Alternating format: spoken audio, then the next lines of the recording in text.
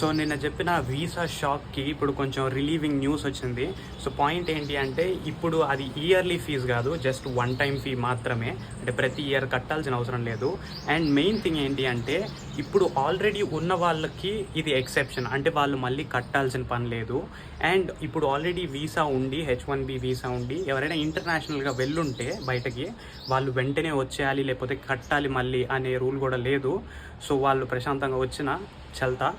And మెయిన్గా మరి ఎవరికి అప్లై అవుతుంది, ఎవరు కట్టాలి అంటే ఇప్పుడు ఫ్రెష్గా ఎవరైతే ఈ లాటరీలో తీసుకుంటారో H1B వీసాస్ ఏది ఈ 21 సెప్టెంబర్ తర్వాత నుంచి, అంటే ఈ రోజు తర్వాత నుంచి వాళ్ళు ఈ ఫీ కట్టాల్సి ఉంటుంది. సో ఇప్పటి నుంచి జరగబోయేది ఏంటి అంటే ఈ వీసా తీసుకొని ఎవరైతే అక్కడ వర్క్ చేయాలనుకుంటున్నారో వాళ్ళు ఎక్స్ట్రీమ్లీ టాలెంటెడ్, వాళ్ళ కాంపన్సేషనే జాబ్లో వచ్చేది చాలా ఎక్కువ ఉంది.